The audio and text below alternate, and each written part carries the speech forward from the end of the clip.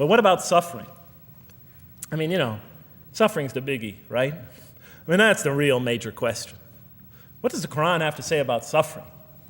Because every religion deals with suffering in a different way.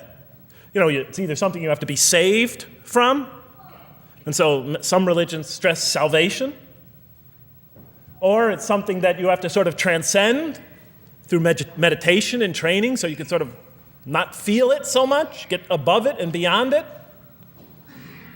Some religions see it as primarily punishment.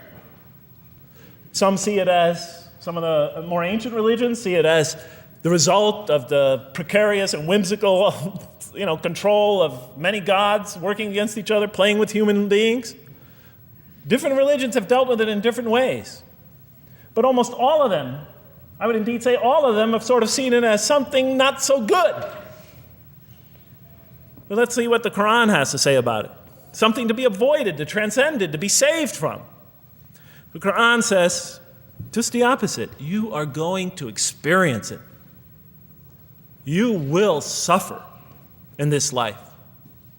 And it plays a fundamental role in your development, in your growth, and in what you are to become. This scripture didn't just say you're going to experience it. It said you should embrace it. You should struggle through it. Your life should be a struggle, it says. It should be a jihad. Yeah, right? But that's what it says. Jihad means struggle. When the Quran most says jihad, it's very seldom, it's most often not in the context of fighting. Qital is the Arabic word for fighting. But it says even in the Mecca verses, long before Muslims had to defend themselves against their oppressors, it mentions that you have to struggle in the path of God.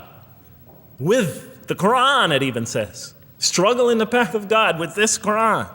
Life is a struggle. It says in one verse, most assuredly we will try you with something of danger and hunger and the loss of worldly goods, with the loss of your lives and the fruits of your labor. Most assuredly we will try you. It's not just talking about evil people, good people. But give the good news, the glad tidings. Be happy for those who are patient in adversity and suffering. Good news, I thought? Doesn't the author understand the terrible effects of suffering? Give the good news to those who are patient through adversity, who when calamity befalls them say, truly unto God we belong and truly unto him we shall return. In other words, that this could benefit them. It was a remarkable statement. Here's another one. Do you think that you can enter paradise without having the like of those who passed away before you? And the next verses start to explain these people were good people who suffered terribly. Do you think that you can enter paradise without going through the same? Why, I thought?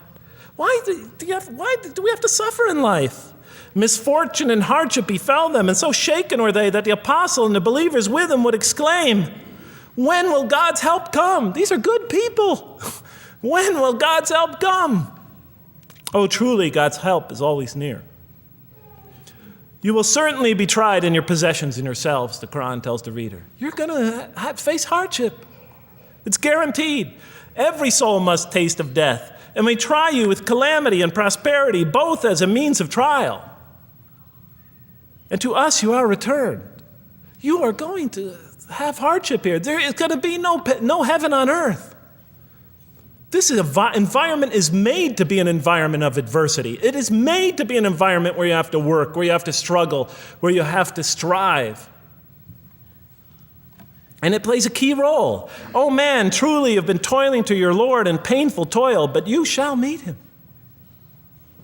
You're toiling, yes, but you shall meet him. We certainly created man to face distress. What, I thought? We certainly have created man to face distress. You made us to face distress? Does he think that no one has power over him? Sometimes people get, so down, they just think, this can't be a God. Look how I'm suffering. He will say, I have wasted much wealth. Some people just become totally devoted to worldly aims. Does he think that no one sees him? Have we not given him 2 eyes to see with, a tongue, and 2 lips to communicate with, to learn from by communicating? Can't he see around him? Can't he tell from communication with other people?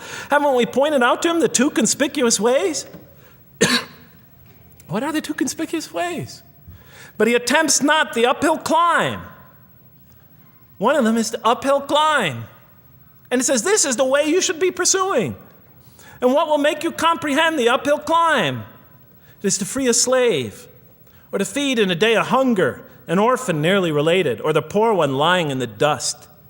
Then he or she is of those who believe, and exhorts one another to patience, and exhorts one another to mercy. You have not attained to faith until you struggle the uphill climb. It's telling us you should pursue the uphill climb. What is the uphill climb? Reaching out to your fellow man who suffers, to feed the poor one, but help the poor soul that's lying in the dust. And all over the world there are people in that state. And we watch the news as if it's just entertainment. And the Quran tells us this is something you should involve yourself in. That is the road that you should travel. It describes a successful life as an uphill climb.